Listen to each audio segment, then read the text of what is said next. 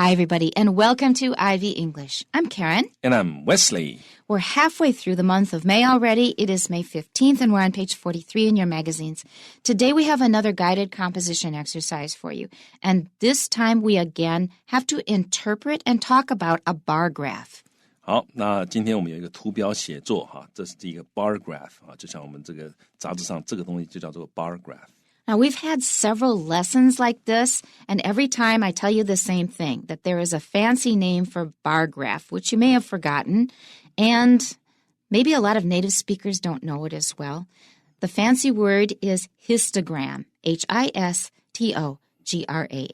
H-I-S-T-O-G-R-A-M, histogram. This is useful because you will find this word if you use English Excel. If you're using Excel, they will use the word histogram, and you'll have to look for that word if you want to make a bar graph. Now, Wesley and I were just talking about something related. In a previous lesson, we were discussing holograms.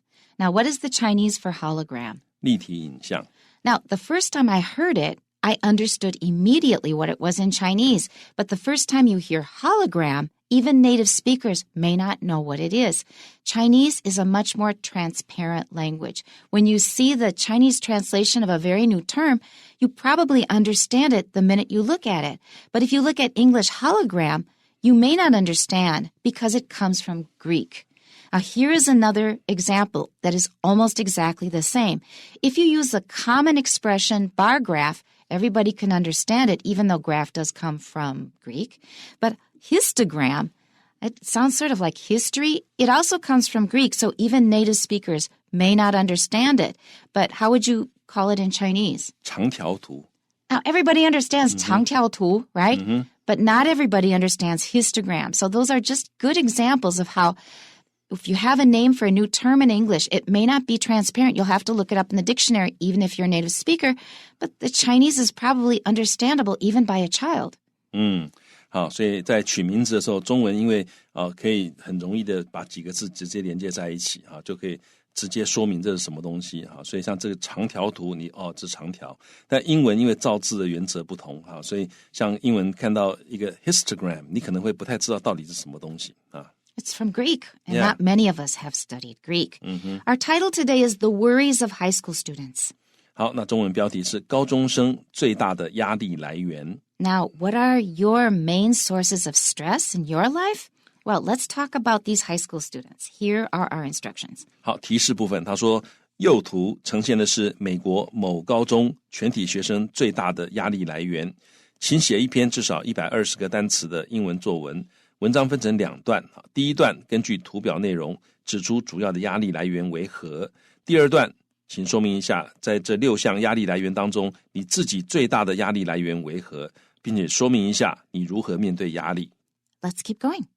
好，那底下写作指导部分，这种图表写作它的重点是在于将图表所提供的数据或者是文字这些讯息把它转成文字来叙述，说明一下该图表的内容啊。那在分析图表内容的时候呢，你看了之后，你可以从里面找到这个图表内容跟自身经验是不是有一些相似或相异之处，再加以阐述。好，所以通常第一部分就是讲一下描述一下图表内容，而且不必全部描述。It will be very boring. Yeah， 那会很无聊。你要找跟你等一下要提的经验有关的部分加强描述。所以他底下讲说仔细审题。好，一张图表里面可能会包含很多资讯，但是你不需要全面的描述，而是要针对图表内这个某些内容进行重点式的描述跟分析那所谓重点其实跟你等一下讲的有关系的东西因此呢，在下笔之前，你应该先仔细分析一下图表所要呈现的重点，你才能正确而且简要的说明一下该图表的内容。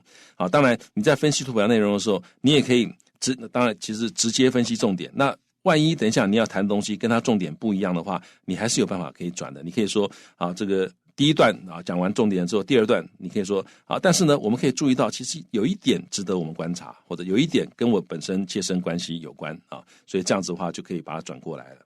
那第二点呢，这个重点是描述图表所以我们刚刚讲不需要巨细靡遗的描述各项数据，你要其实可以注意的是图表当中一些数据的变化你比较归纳这些数据之后，找到其中几个具有代表性的数据或者是有一些重要意义的数据说明一下这数据所代表的现象。那第三个跟自身经验连接，所以阐述图表所呈现的现象之后，再跟自身生活经验做连接，而且你的生活经验可以不一定要跟图表讲的一样，你可能可以讲一些不一样的部分所以你要找出其中相似或相异的地方，再进一步说明一下图表中你跟它哪里相异哪里相似。Next is our English outline. We're going to start out with our first topic sentence. High school is an important time in life when teenagers can learn who they are and what they want to do with their future. 这句话几乎是万用句Yes, I was thinking the same thing. Yeah. It's very generic. That's worth learning. It's exactly what Wesley said. It's a 万用句. G-E-N-E-R-I-C. G-E-N-E-R-I-C. It's a very generic sentence. Another place we use generic is for some products that don't have a brand name. So 无厂牌的那些产品, those are called generic products. 好，所以这个 generic 有时候可以表示无厂牌的东西 Or generic brands. 好，那在这里呢，就是 generic 就是很万用的很多情况都可以适用的。因为各位只要你是如果你是高中生的话，你写作文你很可能其实很容易就可以把这句话放进去。In other words, it does not have a high information value. 那换句话说，它的资讯价值不高，但是呢，你如果能把这个句子写得完完整整下去的话，至少你背了一个句子给那个评审老师看，阅卷老师不错，至少背了这个句子。That's right. Yeah， 那这个句子呢，各位看到它结构 ，high school 就是主词，它是个 It's an important time in life， 这是人生里面一个很重要的时段一个时间。When 就在这个时间呢 ，teenagers 这些就是青少年呢，他们可以 learn， 他们可以学习 who they are， 学习一下自我，你要认识自我。这个也许你听起来觉得好像是老生常谈，但是其实人生很重要的一件事情就是你要认识自我。你要知道你的长处在哪里，短处在哪里，你喜欢做什么，你不喜欢做什么，什么事情会让你快乐，什么事情会让你不快乐，你要尽量了解自己，你才能有一个有意义的人生才不会去做一些你不适合做的事情，然后把自己搞得灰头土脸的。That's right. And up to that point, you were probably really dominated by your parents and by school. So it's time when you have to start figuring things out for yourself. And the one problem is that teenagers don't have a fully developed brain. And so their ability to 判断, to make judgments, is not yet fully matured. So be really careful because you will often make bad decisions. Yeah， 那但青少年呢，这个本来就是你可能你懂的东西也不够多那你可能你头脑也没有完全的发展完全所以在青少年的时候，你要想办法去认识自我，但是你随时要提醒自己，你可能会犯错你可能是认识的是不是你自己And you will also probably take a lot of big risks. 那你可能会这个去冒了很多险其实这个我认识的学者里面，最少目前为止有2位学者，他们青少年的时候，其实他们都说他们不知道自己在干嘛。Many people say that, and they were very wild. 对，他们就这个非常的疯狂这个也不读书然后这个可能lots of tattoos. 可能会跑去刺青或者是甚至于这个做一些其他莫名其妙的事情不过好在他们后来这个都因为不同的原因，他们都走回正轨，然后才发现到说，我其实不想当那个在一天到晚鬼混的那样的一个人我其实不喜欢在外面一天到晚游荡他后来才 have lots of girlfriends all the time, for example. 他可能后来才发现到读书很好玩像其实我这个人我不认识，但是我最近看到一本书他也是这样讲，他是美国人，他说他以前这个小时候呢，这个不会讲话讲得很慢然后呢这个因为他后来他一直觉得没有足够的字可以让他表达，所以大家都觉得他是笨蛋。他说后来有一天他读到一本跟智慧有关的书，他才发现这东西就是我要的，所以他写了一本关于智慧的书非常有趣。That's how you happen to read it. Yeah， 所以他非常有趣然后他就讲他说后来他知道说这就是 love of my life 他看到字他有很强的感觉，然后就觉得I want to know more about the word 然后后来他就成为一个学者，那就是他要不断的探索所以青少年时候可能就是你要去探索，但是要注意不要做伤害自己的事情你不要去探索一些会对你造成伤害的事情还有伤害别人也不要伤害别人。那在这样的大条件之下，你去探索，因为你可能探索碰一碰，你才发现碰到这个原来我对这个东西很有兴趣。Wesley and I are going to add a warning to this that because we discussed it earlier. That's why I'm presuming to know what Wesley's probably going to think. And that is, although it's really great to study words, both of us love studying words, and it's a lot of fun. Don't overuse fancy words when you're writing compositions. Oh, yeah. 那很重要，就是这个单字多学很好，但是你要用的正确，用的适当。在不适当的时候，不要觉得说我拿一出很大的字出来吓人因为这个就好像可能你听我们平常用这个中文讲平常的语言，突然之间出现一个很古老的这个成语，或者是一个很大的字，大家听了都会吓一跳Not just, my editor changes it. If I write something a little too Wenyan, she always changes it to 白话。Yeah 所以像这个 Karen 老师在写中文的时候，他如果用的，因为 Karen 老师读的很多中文都是这个明清时候的中文所以他用的那个词一用出来，那这个他的 editor 就会换一个现在我们一般会用的字所以字很有趣，但是你要学习它使用的场合。像我刚刚讲那本智慧书好玩的地方，就是他都会跟你讲这个是通常是用在什么时候。Oh, right. Yeah, 那这很重要因为一般的字典可能只跟你讲它的意义所以 anyway 这个地方你要 learn who they are, learn who you are然后呢 I want to add one more thing to that. Something that's very, very useful is a learner's dictionary of English. Now, they're available online. Use a learner's dictionary because learner's dictionaries usually have example sentences. And they will give you a situation where this word is exactly appropriate. So if you just learn the word in the Chinese, you very probably will use it wrong. So use a learner dictionary with lots of examples so you can see how a native speaker normally uses this word.Yeah, 好，所以用学习者字典那各位就记得这 keyword 这 English Learners Dictionary 那你去那个网络上面，你去你的手机上面找，那现在有几家都不错的Cambridge, Oxford， 对，还有 Longman 也很好 ，Longman 这三个都那这都很好。那通常他就会告诉你这个是怎么用，而且有很多例句好，那所以 learn who they are， 然后呢 learn what they want to do with their future。他们未来想做什么？各位注意到这其实是 with 你当然可以说 what they want to do in the future 那是指时间上 in the future， 但怪怪的。但是这个 to do with 就是你要拿它怎么办？我的 future, not just the general future, my future. 对，你要拿你的未来怎么办所以也就是你未来想做什么。I don't know about you, but I know some people in their 30s and 40s who still don't know.Yeah, 很多人30岁、40岁的时候还不知道自己未来想干什么所以这个其实这是一个很重要的课题。你越早知道你未来想干什么，你就越能够集中你的那个所有的 energy 想办法在这方面求发展。On the other hand, you can also accumulate a lot of different experiences if you don't specialize too early. Yeah, 那当然另外一个好，你没有太早决定你未来要干什么的好处，就是你可能可以试很多东西，可以累积各方面的经验。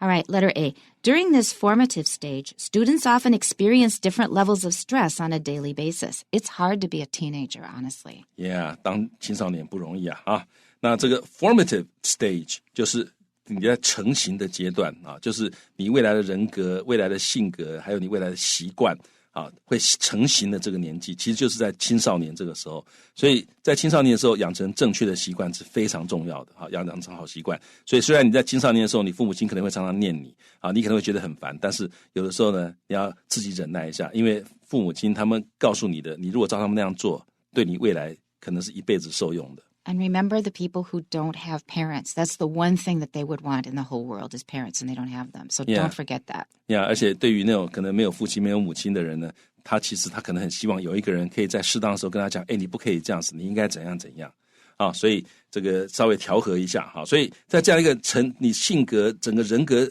你未来这个个性习惯这些成型的阶段呢，学生常常会 experience， 常常会经历到 different levels of stress， 不同程度的压力所以这个各位也可以把它背起来， different levels of stress 就不同程度的压力on a daily basis， 每天都会有不同程度的压力所以有的时候可能压力会比较大，有时候压力比较小，那这是很正常的。 B. As the bar chart shows, the three major causes of stress for students in a U.S. high school are academic performance, uncertainty about the future, and interpersonal relationships. Those are all tough. 好，所以正如我们这个长条图所显示的，3个主要的压力的来源the three major causes of stress 对谁来讲是3个主要压力来源呢？ For students 这是泛指一些学生，然后呢 in a U.S. high school 在一个美国的高中，各位注意是所以不是美国所有的高中，也不是美国一般的高中，它这里是美国某一家某所高中的3个主要的压力来源是什么呢？是第一个 academic performance 就是你的学业表现。That's usually the easiest part, actually. 通常这个是比较简单的办法，但是其实我也了解，有的人可能就他不是很喜欢读书，或者是不善于读书，那这个东西可能压力就会很大。Or math is really tough. 例如说数学但是其实我觉得数学很难，但是我在念这个国中的时候，我班上有些同学，我看他好像数学对他来讲很容易。That's right. 所以 And 每个 then 人都不一样。 language is tough for them, like English. Yeah, 那我觉得英文很好读他们读英文就读得很头大很痛苦所以这也是你要 learn who you are， 你要知道你厉害的东西是什么，你善于什么东西所以这个是学业表现，这是第一个压力来源。第二个呢是 uncertainty about the future， 对于未来的不确定感那这个当然青少年的时候，你不知道你未来能干什么，会干什么，该干什么你都不知道那第三个呢是人际关系，英文就是 interpersonal relationships 那个有这个加 s， 因为这里你人际关系不会只有一个关系。And that's the most complex one of all. 这个可能是最严重的、最复杂的一个问题。那其实他是讲一个美国高中但是我的印象里面，美国高中生可能最担心的可能还是 interpersonal relationships. That's the worst part of high school. It's absolutely the worst. Ask any person from North America, and they will just shake their head when they start talking about high school. Yeah, 我想这个 Miserable. Yeah, 这个你问一般的美国人他们高中生活的时候，大概他们觉得最难处理的，或者是压力最大的一部分，可能就是人际关系这一部分。Because there's so many power struggles going on, and you have to stay strong and focus on what's important, and that's hard when you're young and you haven't figured things out yet.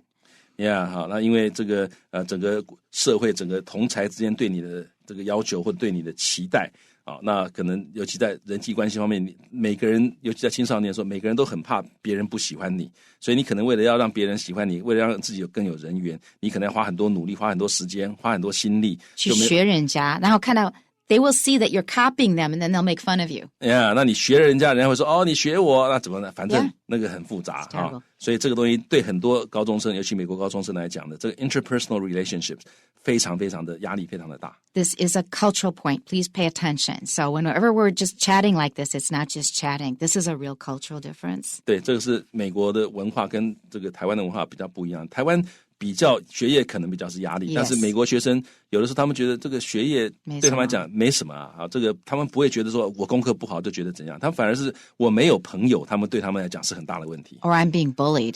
或者是我被霸凌了，这可能是很大的问题。That's right. Paragraph 2, our topic sentence is, like more than half of the students in that high school, I find the most stressful area is academic performance. 我觉得最有压力的是什么呢？是 academic performance。好，所以我在怀疑他这家美国高中说不定是很多亚裔学生在里面如果很多亚裔学生在这个高中，可能学业压力就很大。Right. A, if stress is not properly dealt with, problems like drug abuse or eating disorders may arise, and they do. They are widespread problems in the U.S. They are very, very serious. In fact, our longevity now, the age that we are expected to live in this world is going down. Wow. Instead of getting higher because of good health, it's now going down. It's because of drugs. 好，所以 Opioids. 所以真的是这个你在美国他们的这个寿命平均寿命呢其实是降低的，虽然说现在医疗这么发达，那其中一个很重要的原因就是他们滥用药物。Right. We call it life expectancy. It's going down. Yeah. 所以他说这个如果说你的压力呢 is not properly dealt with dealt 是被动过去分词，你的压力如果没有妥善处理的话，叫做 if stress is not properly dealt with。那 problems 一些问题，例如什么问题呢？ Drug abuse 就是滥用药物其实就是指吸毒或者是有时候滥用药物，或者是 often it's painkillers。很多时候是止痛药滥用。Yeah, opioid painkillers is the big problem now. 好，然后呢，或者是 eating disorders 就是饮食失调你可能这个厌食或者暴食那这些问题可能会 arise 就在这里就是指 problems， 某些 problems may arise。好，这个 arise 你可以 problem 可以 arise， conflict 可以 arise， 那或者 opportunity 也可以 arise， 或者你的 need 可以 arise。其实英文常常讲到 should the need arise， 然后如何如何，就是万一有这个需要的话。Remember that's very formal though. 非常正式的好，所以这个地方就是告诉你说他们这个会有这些问题，如果你压力不好好处理的话。B, whenever I become worried about my schoolwork, I sit next to my cat, pet it, and listen to it purring. And I think that's a wonderful way to deal with stress. Yeah, 好，所以他说每当我感到担心我的学业表现 my schoolwork 就是我的功课的时候，我会坐在我的猫旁边，然后摸我的猫，然后呢听它 purr 啊，那个猫的咕噜咕噜那个 purr 的声音。那这个其实不只是猫，我看过几篇文章讲，其实水族箱也很有用。就你看着水族箱里面的鱼游来游去，他们就做实验就会发现你心跳会比较平和，压力会释放。啊，你跟猫那个 purr 的声音其实也是啊，你听见就会觉得很舒服。或者你跟狗玩也可以啊，或者是你做一些有益身心的一些这个活动啊，例如说你弹乐器也可以舒压啊，甚至于有人讲你真的没时间的话，你换个科目读都可以。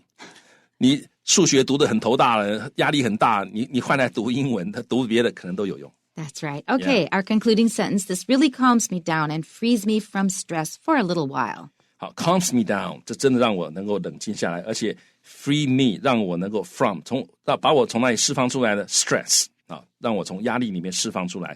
但是呢 for a little while 这暂时可以，因为真正的压力来源还是要解决，才能真正没有压力。Nothing lasts forever. Here's our model composition. High school is an important time in life when teenagers can learn who they are and what they want to do with their future. During this formative stage, students often experience different levels of stress on a daily basis, and high school students in the U.S. are no exception.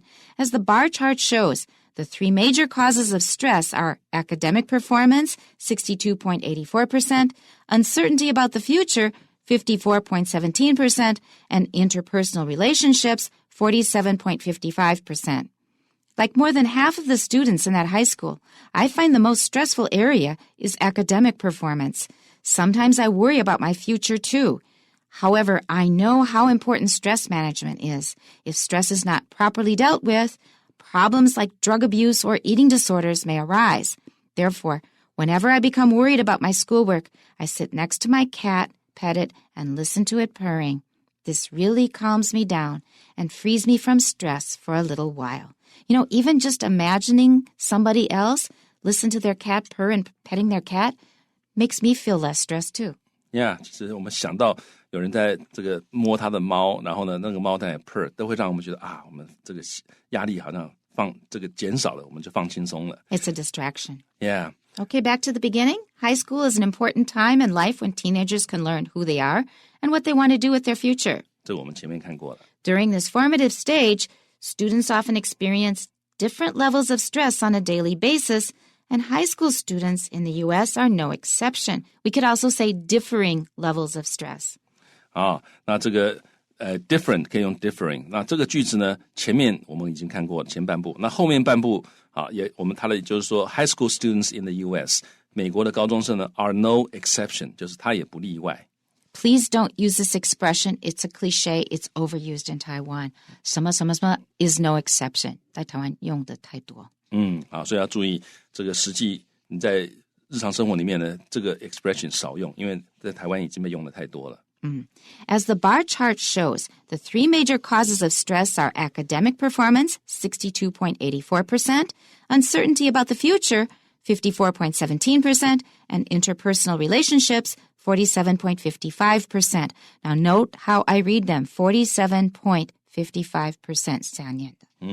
好，那这个除了这百分比加进去之外，这个句子我们刚刚也看过了。